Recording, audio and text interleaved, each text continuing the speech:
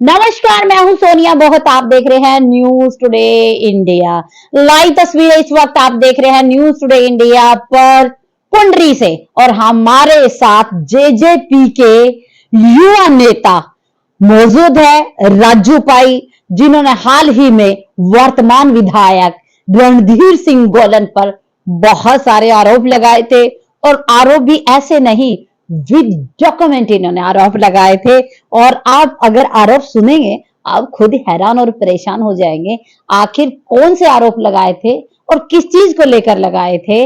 जो पहले हैं राजू पाई जी, चुनाव भी लड़ चुके जेजेपी पार्टी से 2019 में, और अब फिर तैयारी में भी हैं। और देखिए, उनसे जुड़ते हैं, बातचीत करते हैं, रणधीर गोलन के बारे में भी जानने की कोशिश करते हैं, और क्या इन्होंने जो आरोप लगाए हैं किस आधार पर लगाए हैं और क्यों लगाए हैं, क्या है उनका आरोपों का मेन कारण। आइए उनसे जुड़ते बातचीत करते। सर, बहुत बहुत स्वागत आपका। धन्यवाद मैम, आपका बहुत बहुत आभार, स्वागत। और आपके जितने भी दर्शक, व्यूवर्स, फॉलोअर्स, चाहने वाले हैं, जिन तक आप आम जनमानस की आवाज को पहुंचाते हैं, जनता की आवाज को उठाते हैं, उन प्यारे दर्शकों को मेरा हाथ जोड़ के नमस्कार। आप चुनाव लड़ चुके हैं 19 में? जी मैम, बिल्कुल। मैंने 2019 में चुनाव लड़ा था। पदों पे हैं इस टाइम? मैम, मेरे पास अभी हल्का पुंडरी की हल्का अध्यक्ष की जिम्मेवारी है पार्टी की तरफ से। जी हाँ, तो अभी आप तैयारी भी कर रहे हैं? हाँ बिल्कुल मैम, 2024 की मेरी पूरी तैयारी है। मजबूती से चुनाव लड़ेंगे। Very good. देखिए, बहुत ऊर्जावान है, पढ़े लिखे हैं, युवा है। और रही बात राजनीति में अगर बात करें तो कहीं ना कहीं युवाओं की कमी है। ये हर अभी मोदी जी ने भी एक अपने भाषण में कहा था कि हम 1 लाख युवाओं को राजनीति में आने के लिए प्रेरित करेंगे, चाहे पार्टी भले ही कोई हो, लेकिन हम ये चाहेंगे कि युवा है वो कहीं ना कहीं राजनीति में आए ताकि देश का भविष्य उज्जवल हो। अभी बात करते हैं रणधीर सिंह गोलन पर। आखिर वो जो आरोप लगाए थे आपने, वो किस आधार पर लगाए थे और वो कितने सत्य है या असत्य है, उसके बारे में बताएं। देखिए सोनिया मैम, जो आप कह रहे हो कि आरोप लगाए थे, मैंने आरोप नहीं लगाए। मैंने वो सत्यता जो थी वो जनता के सामने रखी थी। वो आरोप नहीं, वो सत्य बात थी।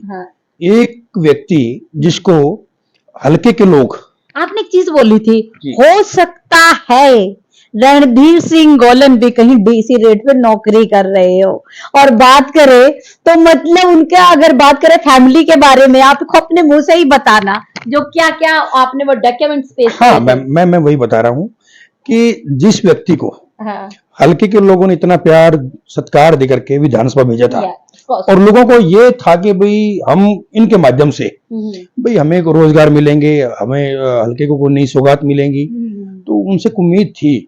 लेकिन 4.5 साल का अरसा बीत जाने के बाद जब हम ये देखते हैं कि वो व्यक्ति ने कोई काम तो करवाए ही नहीं, और जो लोग, सबसे बड़ी बात मैम ये थी कि मैंने आज से 3 साल पहले मैंने कॉन्फ्रेंस की थी।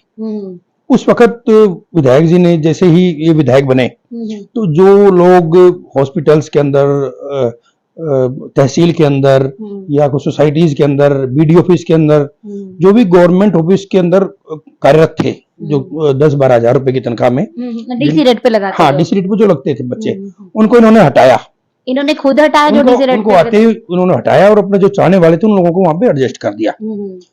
आप मानेंगे कि 4th क्लास जो लोग थे, गरीब थे, उनको भी हटाया। तो वो मेरे से मिले थे कि जी हमारी इस तरीके से हमको हटाया, आप भी सरकार में हमारी मदद करें। तो मैंने उस वक्त मैंने कॉन्फ्रेंस की, मैंने सीएम ऑफिस के अंदर सामने धरना भी दिया। मैं दुष्यंत जी से मिला, मैं अनिविज से मिला, उनके साथ करके, और एक लंबे संघर्ष के बाद उन साथियों को मैंने दोबारा ज्वाइनिंग करवाई। तो ये हमें तो पता था इस बात का कि इस व्यक्ति के मन में क्या है। तो अभी जो मेरे सामने कागजात आए तो मैं बड़ा हैरान हुआ कि इसको सरकार ने पहले पर्यटन विभाग में चेयरमैन बनाया था, तो चेयरमैन खोज ली थी इनसे, बाद में इनको फिर पशुपालन विभाग में चेयरमैन बना दिया। तो इस व्यक्ति ने बड़ा कमाल किया मैम। जो मैंने डॉक्यूमेंट्स मेरे पास आए, मैं निकलवाए, इसके अंदर इसने जो अपना सुपुत्र है, छोटा सुपुत्र, अपना बेटा, हाँ अमन गोलन, उसको इसने जेई के पद पे इस पर नौकरी पे रख लिया, अपने बेटे को और अपने पीए को। एक रसीना गांव है, वहां इनका भांजा है, उसकी पत्नी को, और 2 रिश्तेदार और हैं। तो उन 5 आदमियों को इसने विभाग के अंदर डीसी रेट की नौकरी पे रख अपने भांजे की वाइफ को भी। हाँ, अपने भांजे की वाइफ को। चलो मैंने ये भी कहा था मीडिया के सामने कि भाई चलो नौकरी करना कोई बुरी बात नहीं है, करें, लेकिन नौकरी तो करें।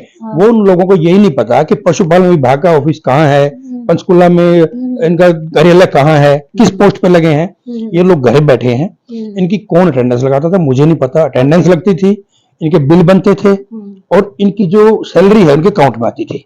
ये लोग एक दिन भी तो नौकरी पे बिल नहीं बनते थे, जॉब पे जाते नहीं थे, तो कोई अटेंडेंस अगर अमूमन कोई अटेंडेंस ना पूरी करे तो जो आम जन है जिनकी कोई अप्रोच नहीं होती उनको टर्मिनेट कर देते हैं DC रेट डेफिनेटली पे। मैम, अगर कोई चाहे कच्चा है चाहे पक्का हाँ, कर्मचारी उसको कोई भी हटा है, देते हैं, भाई तुम आगे अगर वो जाओ। नहीं जाएगा या तो उसकी सैलरी कटेगी, वो नहीं जाएगा तो उसको कॉज ऑफ नोटिस जाएगा भी आप क्यों नहीं आ रहे हैं। हाँ, लेकिन ये लोग तो लोगों को पता ही नहीं, हाँ, हल्के लोगों को पता ही नहीं कि वहां पर ये नौकरी कर रहे हैं और इन्होंने सरकार का जो सरकारी खजाना है उसको चूना लगाया है। बेटा पिता के साथ विदेशों की शेयर कर रहा है, हाँ। यहाँ सैलरी बन रही है। अच्छा। तो मतलब इस तरीके से इन्होंने जो बेरोजगार युवा थे हल्के के, उनके जो हक है उन पे डाका डालने का काम और किया। उनसे वोट तो ले ली, वोट बटोर ली, विधायक बन गया, लेकिन उन्हीं के हक मारने का काम किया। जितने लोग इनके पास रोजगार लेने के लिए जाते थे, उनको ये कहता था कि भाई सरकार में पर्ची खर्ची नहीं चलती और यहाँ तो आउटसोर्सिंग जो पॉलिसी है वो बंद कर दी है, कौशल में नौकरी मिलती है, मेरे हाथ में कुछ नहीं है। अरे भाई आपके हाथ में कुछ नहीं है, आपने अपने बेटे को लगा लिया, वो किसके हाथ में है? बड़ा बेटा आपने सुना वो 48 लाख रुपए सब इंस्पेक्टर लगवाने के लिए, शायद मैम आपकी नॉलेज में नहीं है, ये मुद्दा मैंने 2 साल पहले उठाया था। बड़ी खबर छपी थी करनाल भास्कर के अंदर कि विधायक रणजीत सिंह के गोलन के बेटे ने 48 लाख रुपए रिश्वत के दिए और पैसे नहीं आए तो पर्चा दर्ज करवाया, इन्हें FIR दर्ज कराई और पंचकुला के अंदर अपनी पहचान छुपा करके। तो आप ये बताइए कि अपने बड़े बेटे के लिए पैसे दे रहा है, छोटे बेटे को नौकरी पे रख रहा है, ऐसा व्यक्ति क्या हल्के का भला करेगा? तो मैंने लोगों के सामने वही बात उजागर की है कागजों के साथ कि भाई ये देखिए इनके हालात, ये लोगों को कहते हैं कि भाई हमारे पास रोजगार नहीं है, जिन लोगों ने इनके लिए दिन रात मेहनत की उन लोगों को इन्होंने दरकिनार करके अपने घर पे। अभी जो आपने हाल ही में डॉक्यूमेंट पेश की है लोगों के सामने, जनता के सामने एक कॉन्फ्रेंस करके, उसमें कितने लोगों को इन्होंने जॉब लगाया? मैम 5, वो मैंने जो कागज दिए थे, इनका बेटा, हाँ, इनका बेटा है, एक इनका PA था, एक इनके भांजे की वाइफ थी और 2 इनके रिश्तेदार थे, 2 रिलेटिव थे, जो 5 लोग थे। और अभी तो मेरे पास अभी और जानकारी आ रही है कि जो इनकी शादी है वो स्टोंडी हुई है करनाल डिस्ट्रिक्ट में। तो इसके जो उसके साले हैं, उनके साले के बेटों को भी इन्होंने पुंडरी के अंदर नौकरी पे लगाया हुआ है, डांड में और हाँ पुंडरी के अंदर। तो बाकायदा आप ये लिखिए ना, देखिए करनाल के लोगों को यहाँ नौकरी। अरे भाई हल्के के यहाँ रोड बिरादरी के बच्चे नहीं है क्या? रोड बिरादरी के इतने गरीब बच्चे हैं जो अपने घर जमीन बेच करके बाहर जा रहे हैं, तो आप उनको रोजगार दीजिए ना। अपने सारे परिवार घर जितने नजदीकी हैं जो इसके साथ रहते हैं उनकी किसी को नगर पालिका के अंदर लगा रखा है। जितने लोग इनके साथ रहते हैं, जो इनके कैमरामैन है, जो इनकी फोटो चलाते हैं, जो इनकी सोशल मीडिया चलाते हैं, उन लोगों को नौकरी पे लगाया हुआ है, वो जा नहीं रहे हैं। और मैम हैरान करने वाली बात है, एक बात तो मेरे सामने आई है, मैं उसका भी जल्द खुलासा करूंगा कि लोगों को नौकरी पे लगा दिया लेकिन तनख्वाह के पास आ रही है, नाम खुद का दिया है उनका। और तो कैसे भाई जैसे कहीं नाम दे दिया, मैंने आपका नाम दे दिया, भाई आप वहां पे लग गए, मैंने आपको बोल दिया मैंने तेरा नाम वहां भेजा, लेकिन सैलरी मेरे पास आएगी। क्यों उनके अकाउंट में नहीं आती? अकाउंट में आती थी, उनसे ले लेते थे ना जी, तो मैंने आपका नाम दिया हुआ है। ऐसे क्या भरने में नहीं आ रहा ना जी, ये ऐसे लोग हैं मतलब तो गलत। उनकी हाँ सैलरी इसके पास बिल्कुल आती मैम, थी। Oh इतना my God। इतना निम्न स्तर किसी विधायक का हम नहीं सोच सकते कि आपने ये। कहा हो सकता है कि DC रेट में खुद विधायक काम करते हो? मैंने कहा था लेकिन मेरे को ये संशय है कि अगर हरियाणा सरकार इस बात की पूरी तरीके से छानबीन करे तो कहीं ना कहीं हरियाणा के किसी न किसी कोने में, किसी न किसी विभाग में ये व्यक्ति भी DC रेट की नौकरी पर लगा हुआ है और उसकी तनख्वाह लेता हुआ मिलेगा। जो व्यक्ति अपने अपने परिवार से बाहर नहीं निकल पा रहा, अपने चाहने वालों से, बीवी को भी लगा रखा हो? देखिए मैं उसकी तो मैं नहीं कहता, लेकिन मैं खुद की ये कहता हूँ कि देखो वो तो मेरी माता तुल्य है वो, हाँ। लेकिन इस व्यक्ति की जो सोच है हाँ, वो ऐसी है, गरीब। हाँ अब ये देखिए ना मैम, भाई अपने बेटे को लगा रखा है, भाई अरे आप इससे निम्न स्तर क्या हो सकता है? भाई आप जनमानस और वो बेटा अब कमांडो लेकर के वोट मांगते फिर रहा है। और तो मैम ये देखिए ना, तो सतर क्या है? तो ये मैं वही कह रहा हूँ कि ऐसे लोगों लेके वो वोट मांगता है। हाँ बेटा सिक्योरिटी लेकर के, बेटे को किस चीज की सिक्योरिटी, उसको किस चीज की मैं वही कहता हूँ किसी सिक्योरिटी, किसी की सिक्योरिटी। और अब तो विधायक भी नहीं है ना, कोर्ट अपना लग चुका है, तो सदस्यता खत्म हो चुकी है ही नहीं है, चार्जशीट लग चुकी है। तो कमांडो किस बेस पे लेके लोगों को डराने के लिए, अरे बाप या रे। मतलब ये बड़े निम्न स्तर के लोग हैं। तो मैं तो लोगों के सामने शुरू से एक जो चीजें हैं मैं उनको बताता आ रहा हूँ कि भाई आपने एक ऐसे व्यक्ति का चुनाव कर लिया है जिसको सिर्फ मैं और मेरा मेरे उनसे रिश्तेदार बाहर नहीं तो निकल सकते ये लोग। और मैंने पहले भी बताया था कि जब विकास कार्य होते थे हल्के के अंदर, तो इनका भांजा, इनकी जो थी फर्म वो चलाता था, भांजा ही टेंडर, भांजा ही फैक्ट्री के नाम से, भांजे की भट्टे से ईंटें, तो सब जितने भी वहां पर ठेकेदार थे उन सबको इन्होंने खत्म कर दिया, उनको खुले लाइन लगा दिया। सिर्फ खुद जो इनको, जहां इनका खुद का फायदा होता था, उन लोगों के साथ इन्होंने साथ रखा। ओके ओके, जहाँ इनको लगता था मुझे हाँ, प्रॉफिट जहाँ प्रॉफिट होता है, जी मैम।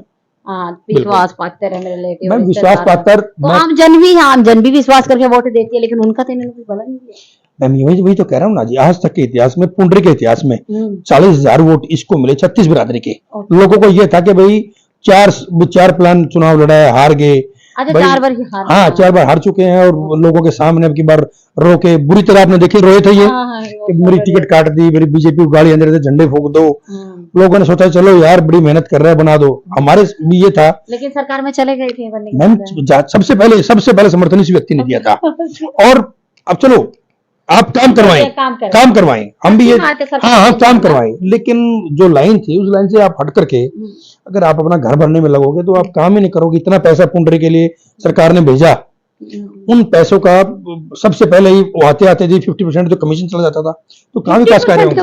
और क्या मैम, आप कहीं भी जाकर के देख लीजिए, पुंडरी हल्के के किसी भी गांव के अंदर अगर कोई भी चौपाल, कोई भी कम्युनिटी सेंटर सिर्फ पत्थर लगाया रणधीर गोलन का, कंप्लीट नहीं है। अच्छा, पहले पत्थर लगा दिया, हाँ कंप्लीट नहीं है। किसी के 20 लाख रुपए आए हैं, किसी के तो वहां पे 5 लगे हैं, कहीं पे 15 आए हैं, वहां पे 7.5 लगे हैं। तो इस तरीके से बिल्कुल मैम इन लोगों ने बिल्कुल पुंडरी को पूरी तरह से बर्बाद कर दिया। और मैं यही बात बाकी के साथ लोगों के सामने रखता आया हूं कि भाई जो व्यक्ति गलत करेगा, तो मेरी कोई पर्सनल दुश्मनी नहीं है। ये लोग अगर हल्के के लोगों के साथ गलत करेंगे तो निश्चित तौर पर इसी तरीके से बात बुलंद करते रहेंगे।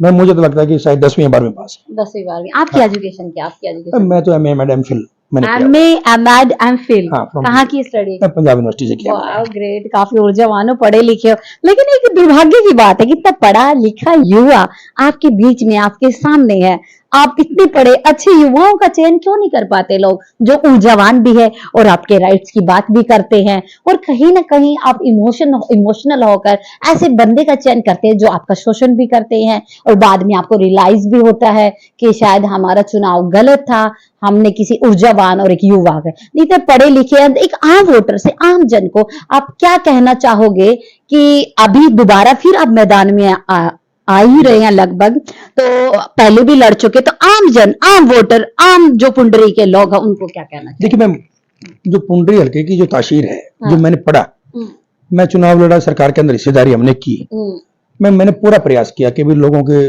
मैं अकेला सिंगल आज तक ऐसा आदमी रहा हूं जिसने पुंडरी PW रेस्ट हाउस के अंदर जनता दरबार लगाया। मैं हर सैटरडे संडे को लोगों की मैं समस्या सुनता था, मैं फोन करना था, तो काम करवाता था। तो मतलब वर्तमान विधायक से ज्यादा JJP की हिस्सेदारी थी सरकार में, मतलब वर्तमान विधायक से ज्यादा आपने, मतलब ये लगा लीजिए, हालांकि रह गए थे, लेकिन JJP की जो BJP के साथ कॉम्प्रोमाइज हुआ था, गवर्नमेंट थी, और आपने फिर खुला दरबार, क्या गोलन साहब ने भी ऐसे खुले दरबार लगाए? बिल्कुल, एक दिन भी लगाया हमने, तो पूरा आपने हारने के बाद भी लगाया? हमने बिल्कुल से कोई काम भी करवाया? बहुत करवाया मैम। क्या करवाया बताइए? मैम जो जितने भी जो गलियां थी वगैरह थी, जो लोगों के एस्टिमेट से, एक्चुअली क्या था मैम कि मैंने कोई हल्के का ऐसा गांव नहीं था जिसका मैंने एस्टिमेट में नहीं लेके गया यहाँ से बनवा के, दूसरे से मंजूरी के पास, हाँ दूसरे जी से मंजूरी करवा के, और बबली जी से मंजूरी करवा के एस्टिमेट बनवा के चंडीगढ़ गया। एक्चुअली क्या होता है कि जहाँ अब जैसे ये निर्दलीय विधायक थे, समर्थन ये भी दे रहे थे, समर्थन दे रहे थे। सरकार का ये होता है कि जो करंट मौजूदा विधायक है तो ज्यादा उसकी चलती है, वो निश्चित तौर पर कोशिश करता है कि भाई अगर हारा हुआ कैंडिडेट काम करवाएगा तो फिर हमारी रहेगी। तो मेरे जितने काम थे, तो ये व्यक्ति चंडीगढ़ जाकर के उन कामों के पैसे रिलीज नहीं होने देता है। इस बात का भी हमें अब एहसास हुआ कि भाई हमने इतने करोड़ों के एस्टिमेट हम लेकर के गए, तो वो जो पैसे आने थे, आप डेवलपमेंट का काम कर रहे थे और एस्टिमेट लेके जाते थे, पास होने की कगार पे होते थे, पास हो जाते थे मैम, पैसे जो डलने थे वो पैसे नहीं डल पाते थे। तो ऐसा रहा कि मैम तो बड़ा टॉर्चर किया, मेरी बड़ी लड़ाई रही है इनके साथ। तो लेकिन मेरे हल्के की जो मैंने तासीर देखी मैम, लोग चाहते तो हैं भाई युवा भी आए, अच्छा भी प्यार है, लेकिन लास्ट के अंदर जो कास्टिज्म है, उसके अंदर लोग, पुंडरी विधानसभा में सबसे ज्यादा किस कास्ट के होते हैं? मैम रोड बिरादरी के, बहुत एक बड़ी दबंग जाति है, बड़े अच्छे लोग हैं, तो उनके हैं, जाट बिरादरी भी है, ब्राह्मण भी है, राजपूत भी हैं, गुजर भी हैं, पंजाबी भी हैं, वाल्मीकि भी हैं, 36 कास्ट हैं। कहीं ना कहीं पर यहाँ की जो पॉलिटिकल लोग हैं यहाँ के, जो पहले यहाँ पर एमएलए बने हैं या एमएलए का चुनाव लड़ चुके हैं, तो कहीं ना कहीं हर व्यक्ति कास्टिज्म बेस पे अपनी पॉलिटिक्स शुरू करता है। नहीं, यहाँ पर मैंने जब भी देखा है बहुत सारे, मतलब यहाँ निर्दलीय ही क्यों बनते हैं, मतलब जो भी पार्टियों से आते लोग उनको नकार देते हैं। मैम एक्चुअली क्या होता है कि जो लोग टिकट की ट्राई करते हैं उनकी टिकट कट जाती है, फिर वो लोगों के सामने इमोशनल ड्रामा कर लेते हैं। और दूसरी बात मैम ये है कि जैसे यहाँ पर कुछ लोग हैं, जैसे मैं उनका नाम तो नहीं लूंगा, पूर्व विधायक रहे हैं, उन्होंने यहाँ रोड बिरादरी के खिलाफ पॉलिटिक्स की। तो अगले प्लान में ये होता है कि भाई हमें रोड के खिलाफ वोट देना है, तो उन लोगों ने यहाँ पर जाति पाति का इस तरीके से जहर घोला हुआ है। हमें पता है कि हम उसमें लगे तो हुए हैं, दूर हो जाए, पर कहीं ना कहीं जो कास्ट बेस्ड पॉलिटिक्स होती है वो बड़ी हैवी होती जा रही है। पूरे भारत में ही है, मैं कुंडरी में नहीं कहता, पर कुंडरी की जो है ऐसी तासीर बनी हुई है कि लोग यहाँ पर अपनी अपनी जाति के नाम पर लोगों को बहका लेते हैं। और लेकिन लोगों ने, देखिए रोड बिरादरी के लोगों ने अपनी कास्ट के एमएलए को फुल वोट दिए हैं। गोलू साहब को रोड बिरादरी के लोगों ने बड़े वोट दिए, कौशिक साहब को छत्तीस बिरादरी के लोगों ने, ब्राह्मण समुदाय के लोगों ने बड़े वोट दिए। लेकिन ये लोग एक भी काम ऐसा नहीं गिना सकते कि इन्होंने अपनी बिरादरी के लिए किया हो। जब ये अपनी बिरादरी के नहीं कर सकते तो छत्तीस बिरादरी की तो बात कहां से आती है। तो मैं तो लोगों को यही जागरूक करता हूँ, खुद रोड बिरादरी में नाराजगी नहीं। हाँ मैं तो वही कहता हूँ कि भाई आपने अपने बिरादरी के लोगों को वोट देकर के देख लिया, आप इन चीज से बाहर निकलिए। जो आप ये बताइए कि जो पेट का गुजारा तो खाने से होगा मैम, जातिगत बात सिर्फ 5 मिनट 2 दिन, अब ये 30 दिन चुनाव के हैं, 30 दिन में ये लगेगा भी मैं तुम्हारा अपना हूँ, मैं तुम्हारा अपना हूँ, लेकिन 31वें कोई नहीं याद करता है। तो आप उस व्यक्ति का चुनाव करें जो आपका अपना है, जो आपके साथ खड़ा है, जो आपकी आवाज बुलंद करता है, जो आपके काम कर सकता है, जो आपके मुद्दों को उठा सकता है, विधानसभा में, सड़क पे कहीं भी बोल सकता है, कहीं आपकी आवाज को दबने नहीं देगा, अधिकारियों से काम करा सकता है। हमने दिखाया है 4.5 साल अधिकारियों से काम करके दिखाया है। अधिकारियों से हमारी बॉन्डिंग अच्छी थी, हमें बोलने का सलीका है, आप अच्छे प्यार से, जहां गर्म होना गर्म होइए, जहां आपको प्यार से काम चलता है प्यार से काम करवाइए। तो ऐसे लोगों को आप मौका दीजिए ना। आप जातिगत बातों के अंदर रहेंगे, ये लोग 30 दिन के बाद फिर आपको 5 साल भुगतना पड़ता है। जी मैम। तो अभी देखिए 1 अक्टूबर को चुनाव है और चुनाव बहुत नजदीक, आचार संहिता लगे, टिकटें भी आवंटन होने वाला है। हर पार्टी शुरुआत करने वाली 2-4 दिन में अपनी टिकटें, तो हम वोटर के लिए वोट किया।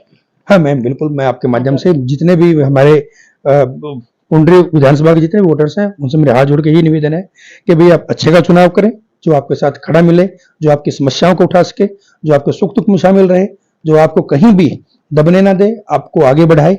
तो मैं सभी से यही अपील करता हूं कि ऐसे व्यक्ति का कोई भी हो, चाहे मुझसे भी कोई अच्छा है तो आप उसका भी चयन कर सकते हैं। तो मैं कहता हूं कि आप जरूर अपने घर से निकलें, मेरी माताएं, बहनें, युवा, बुजुर्ग, जितने भी युवा साथी हैं, 1 तारीख को ज्यादा से ज्यादा मतदान आप अपने भविष्य के लिए, अपने हल्के के लिए, अपनी समस्याओं को निवारण करवाने के लिए जरूर से जरूर करें। Thank you. देखिए बड़े ऊर्जावान है राजू भाई। देखिए बहुत इंटरव्यू तो हम रोज लेते हैं, लेकिन एक पढ़ा लिखा युवा और जो हर फील्ड की नॉलेज रखता है, चाहे बात करें हम किसी से, अभी इन्होंने बताया अफसरों से डीलिंग की बात करें, काम कराने की बात करें, जनता में काफी एक्टिव रहते हैं। तो इस तरह के वाक्य में अगर बात करें तो राजनीति में युवाओं की बहुत जरूरत भी है और युवाओं को आना भी चाहिए। भले ही एकदम सब कुछ नहीं होता पॉलिटिक्स में, लेकिन शुरुआत जरूर करनी चाहिए। जो अभी इस न्यूज को देख रहे, ज्यादा शेयर करें, कमेंट करें। वीडियो जर्नलिस्ट विजय के साथ सोनिया, बहुत न्यूज टुडे इंडिया।